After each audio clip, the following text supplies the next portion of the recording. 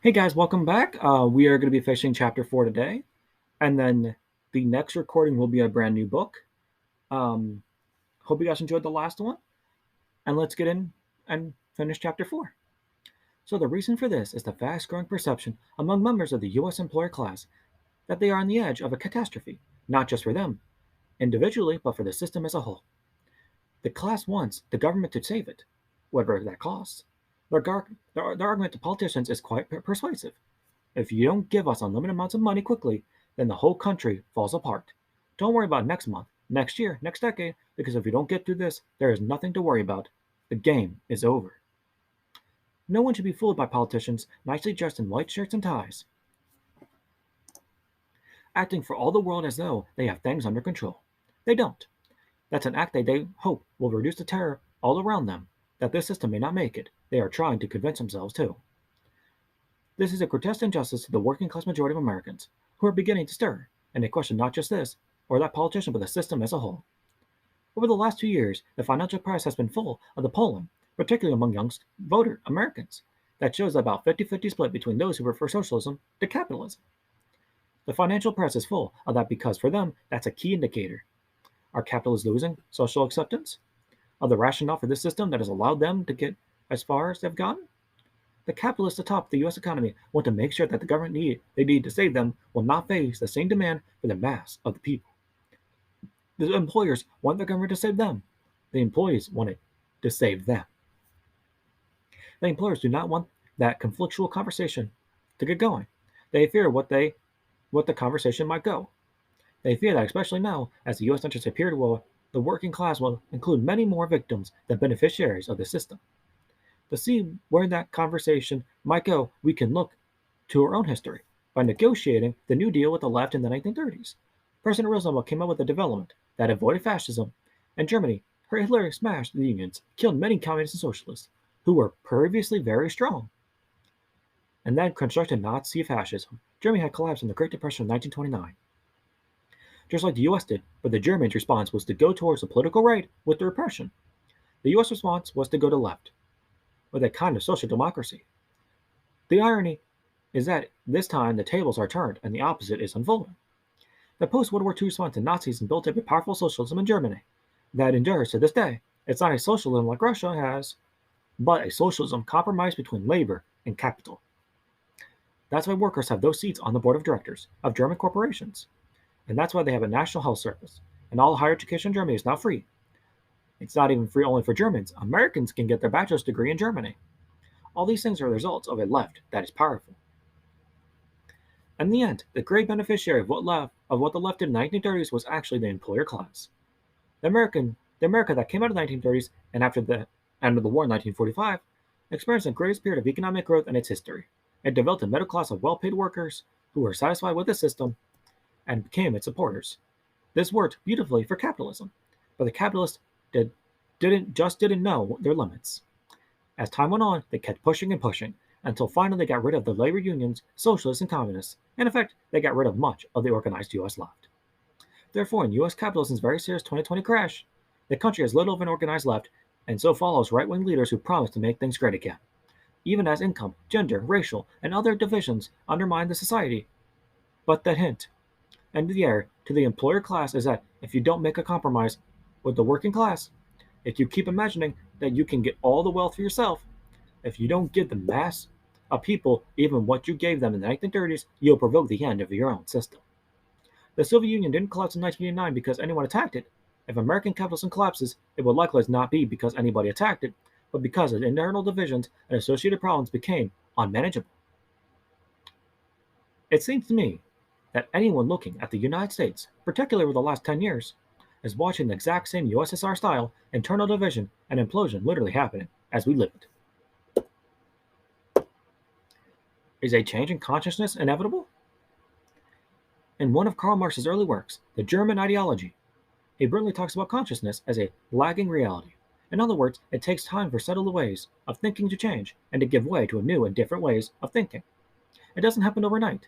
The conditions that give rise to a certain way of thinking changes gradually, and when they change, they will eventually alter people's consciousness.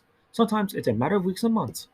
Sometimes it's a matter of decades. It takes time for consciousness to catch up, for consciousness to begin to realize that certain old ways of thinking really have to put aside and that we were wrong about something.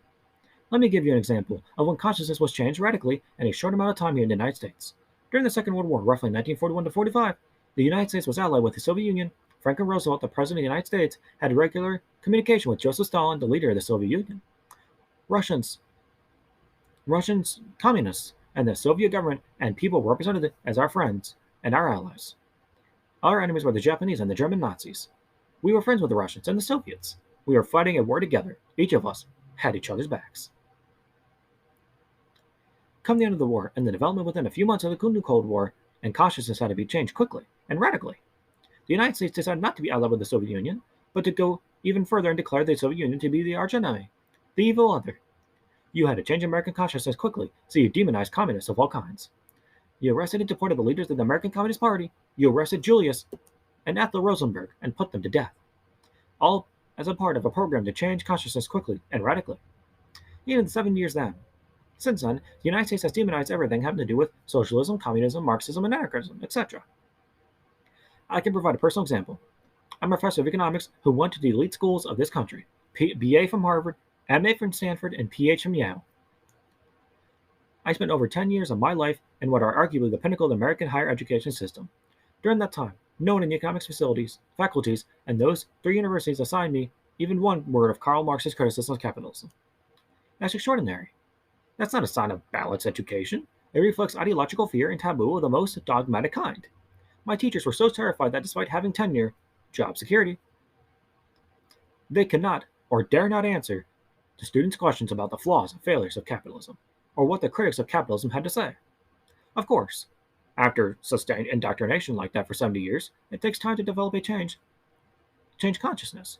Not that many years ago, capitalism enthusiasts were celebrating Francis Fukuyama's The End of History, and the Last Man and Margaret Thatcher's notion of Tina, there is no alternative to capitalism. They conceptualized the end of the 20th century as the final definitive victory of capitalism over socialism. Yet, in this new century, capitalism has already had 3 major crashes. Capitalism is not secure because it has performed very badly for most people. Let's remember that the United States represents about under 5% of the world's population and over 25% of the world's deaths from the coronavirus. U.S. capitalism did not manage this pandemic nor its business cycle and stability very well. Criticisms of capitalism are rising. They were delayed by the Cold War, but that has made them not less strong or profound. The Great Depression of the 1930s was followed by huge political changes and upheavals in the United States. As a nation, we went left politically. We suddenly had a government that was providing Social Security, unemployment insurance, and minimum wage and public jobs, 15 million of them between 1934 and 41, which it had never done before. In Germany, a country in which the socialists were pretty strong all through the 1920s, we had equally profound political changes coming out of the Great Depression. But a desperate business community turned to an extreme right-winger, Adolf Hitler. They made a deal with him, and the country lurched to the right, further than the American lurched to the left. The point is to understand that the very big changes in consciousness, in politics, behavior, and in everything that matters were the consequences of an economic crash rather like the one we're living through now. This isn't the case. In other parts of the world, the German response to the coronavirus has been, and is, very different from the American. For example, let's look at the unemployment. In the United States, we have over 30 million people out of work. The unemployment rate quadrupled from 4% in February 2020 to 14.5% by April. In Germany, by contrast, the unemployment rate was 5% in February and is now 6%. There is no comparison. In Germany, the government is helping companies through the pandemic on the condition that they vary. Few are fired. U.S. mass media go out of their way to report on this difference minimally. Germany's business and political leaders know that if they had done what their U.S. counterparts did, let many millions lose their jobs, they would have had immediate mass street opposition mounted by labor unions to socialist and left parties, and probably a strong German Green Party. Germany's leaders could not keep control, so it was too dangerous to risk doing what the Americans did. The reason for the Germans' decision to go back to consciousness in countries like Germany, France, or Italy, there's a much more common and regular connection of most people's consciousnesses to the left. Aunt Matilda is a socialist, or Uncle Frank is a communist, Cousin Jan is a Marxist, Maria is an active trade unionist, etc. At family get-togethers, picnics, and birthdays, everyone interacts with these people. If you say something offensive to the way they think, they'll probably let you know, and you understand that things you would say and believe have an impact on other people. If you want them to understand your position, then you better make an effort to understand theirs. Over time, you listen to each other. You don't have to agree, of course, but there's a different attitude. You understand in the intimacy of your family that there are people who think like that. You won't be able to forget it. Demonizing them will be much, much more difficult. Many political leaders in the United States, Congress, people, senators, mayors, and governors have no idea what is going on here. We're supposed to believe that politicians keep their ears to the ground to make sure they're aware of what their constituents think. I don't find that to be the case. I think what has happened is the constituents are listened to, if and when they have money. Therefore, the constituents who get elected officials' ears are those who are wealthy and are in the business community. Those are the voices they hear. Those are the voices they talk to. Those are the families into which they marry their children. Those are the people they play golf with and go to dinner with. They will be among the last to understand when and how consciousness has changed for most people. Thus, when a viral threat like the coronavirus emerges in a human community like the United States, the question are how does a society respond? How does it cope? How does it manage? The answers involve preparing for and then working out a way to get through it. Fighting the virus together is actively undermined if a society is deeply divided economically, politically, and radically, racially, etc. The fact that economic inequality has worsened during the viral pandemic only further weakens the solidarity needed to fight it. America's billionaires have gotten nearly $500 billion richer over the course of this unfolding crisis. Jeff Bezos added 34.6 billion and wealth. Mark Zuckerberg added 25 billion. Therefore, there is no excuse for that. It is unethical, immoral, and unnecessary.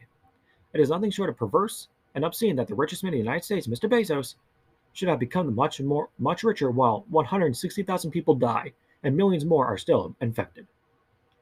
It is a critical time for a shift in social consciousness. Let me remind you that it was once unthinkable to nationalize the railroads, but we did it. It was once unthinkable to nationalize an electric grid system, but we did that too. The Tennessee Valley Authority, TVA, exists to this day. The idea that we would break up or nationalize a big company because of monopolist practices is not unimaginable. It is part of American history. A change in consciousness could be further exemplified by the demand to nationalize increasingly monopolistic companies like Amazon and Google, now owned by Alphabet.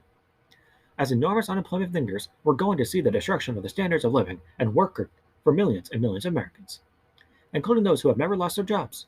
Employers can and still will cut wages and benefits because they know that desperate unemployed people will jump for such jobs. If the currently employed refuse to take the cuts, that wealth being taken from them as we speak is being redistributed to the richest among us. Unless we can do something to change it, historians will look back at this moment, June 2020, and shake their heads in wonderment that there wasn't massive opposition to this state of affairs. There's a crisis in U.S. capitalism. Capitalism has always been business cycles. The capitalist enterprises that produce goods and services are distinctively organized around the conflicted relationships of employer and employees and the competitive relationship of markets. These central relationships of capitalism together generate cyclical instability. Wherever capitalism became a society's economic system over the last 3 centuries, business cycles recurred every 4 to 7 years.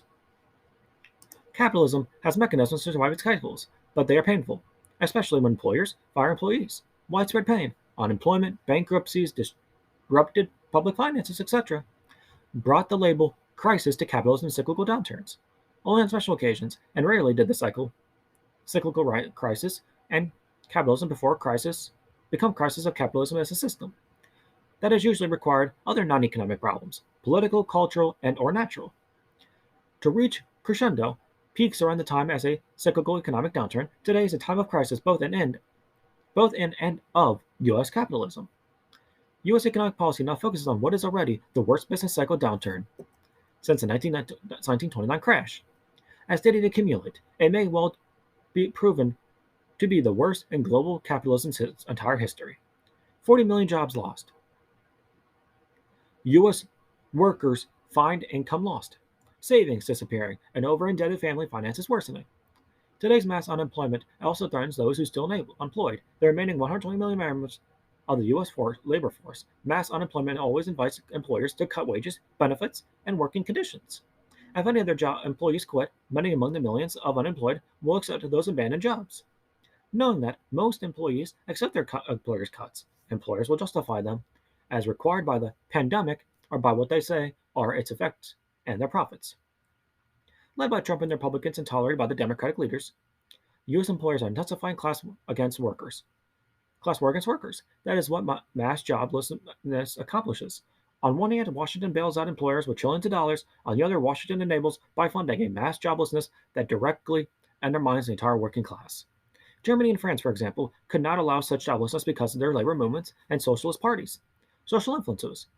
In stark contrast, the predictable results of a mass joblessness in the U.S. are deepening social divisions, renewed racisms, social protests, and government repression, often violent.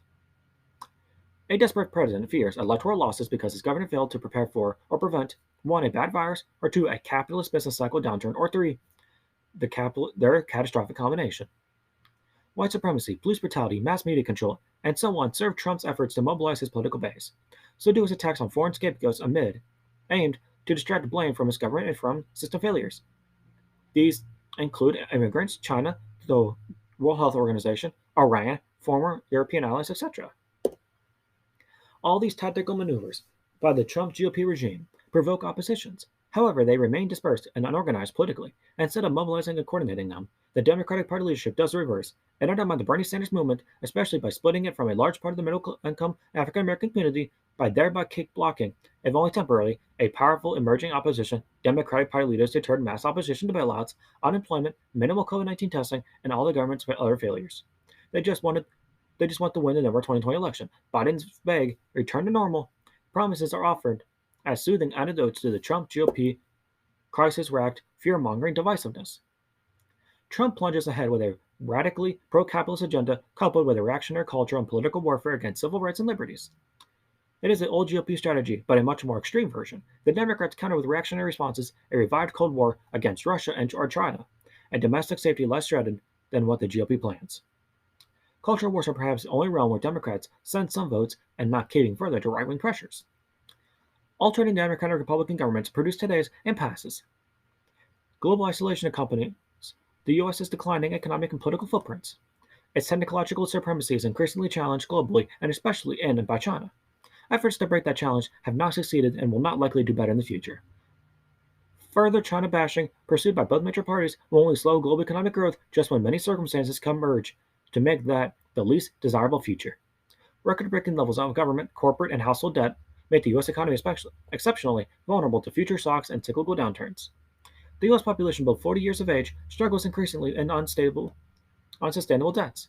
The jobs and incomes it faces have already undermined across access to the American dream they were promised as children. Nor have they much hope for the future as today's pandemic come crash imposes more hardships on them. That protest surge provoked by government repression should surprise no one. Repeated polls, where half the young prefer socialism or communism or capitalism, reflect growing antipathy to their deteriorating capitalist reality, and the Cold War shaped U.S. school system since the 1840s. Socialism's substantive theories and practices were not seriously taught. Debates among socialists over how socialism was changing or should change remain largely unknown. Today's growing interest and critiques of capitalism and in socialism varieties reflect young people's rejection of Cold War taboos as well as a capitalism that has failed them. No return to normal after the combined systemic shocks of the COVID-19 pandemic and capitalist depression is likely. Many want no such return because they believe that normal led to both the pandemic and the economic crash. They also believe that the managers of the global normal, corporate CEOs in both their private and governmental positions, should face tough public scrutiny and opposition because of where that normal led and will likely begin. Yet again, those managers are not solving the problems they helped to create. Utterly inadequate testing for the virus, bigger than ever bailouts for the biggest banks and corporations, mass unemployment, and deepening wealth and economic inequalities. What then keep those managers in power? Why should not expect different results from then than when conditions were normal? Of course, protests flared up in and around African American communities beyond their long history of suffering social and unemployment discrimination and police oppression. It is important to remember that these communities suffered worse than the Great Recession of 2008-9. The unemployment then shot up. They lost homes disproportionately to foreclosures, etc.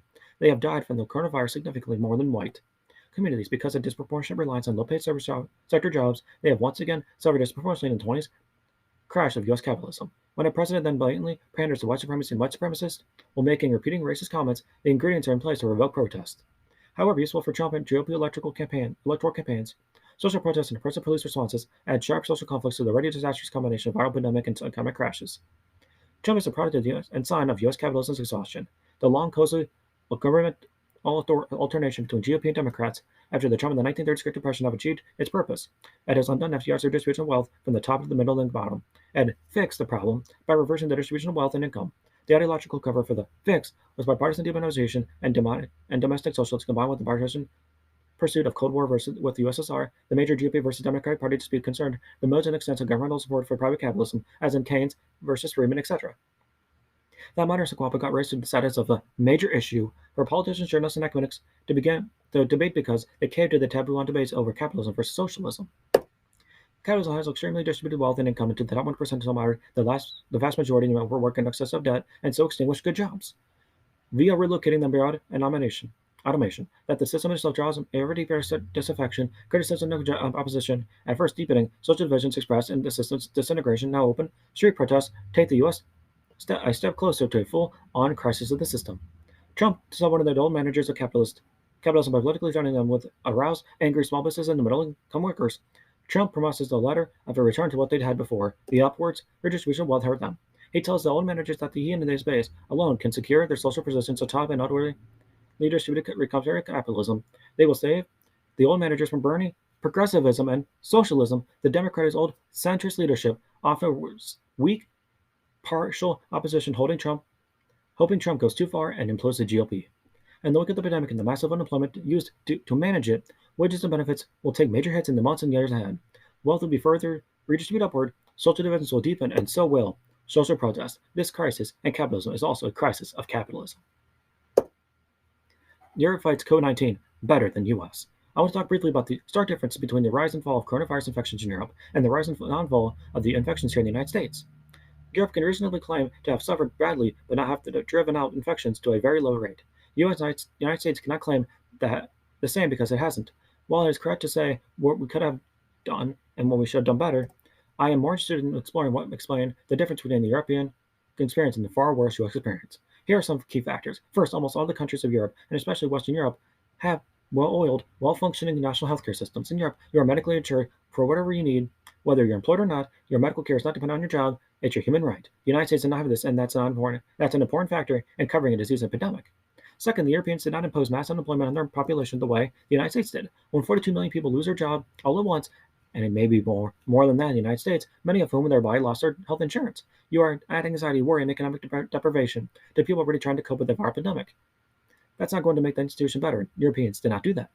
Germany's unemployment rate in March at the beginning of the pandemic was 5%. Today is 6%, and about 200,000 people lost their jobs in Germany. In comparison, the United States went from 4% to roughly 14%.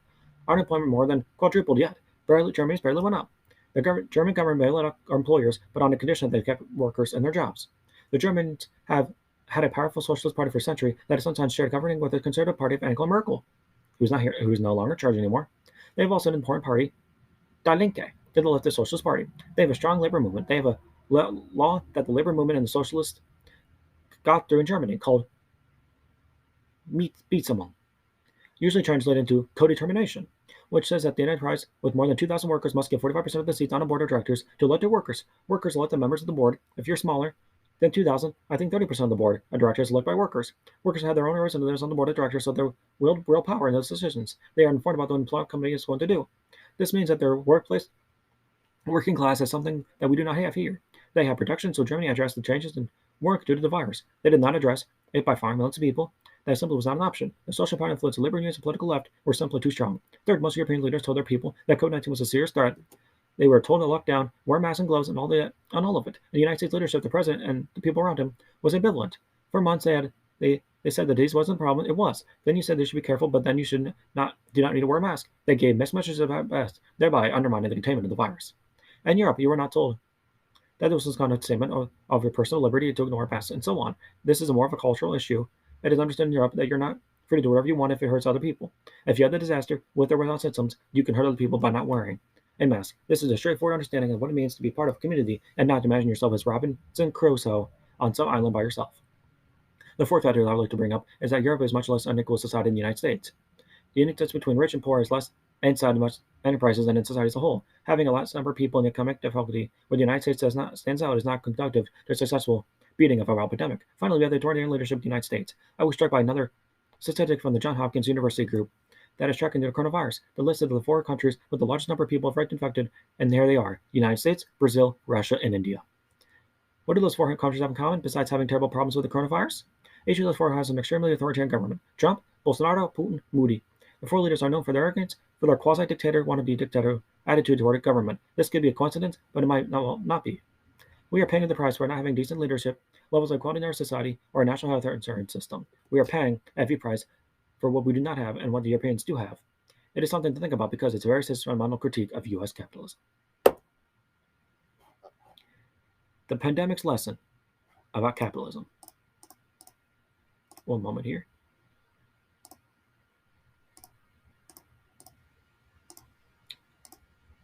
Just to make sure that we are done and I don't miss anything important.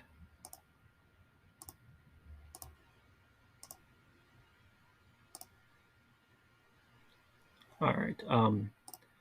It looks like there is a 5th chapter to the book, but I do not believe this is a necessary read. This last chapter is really a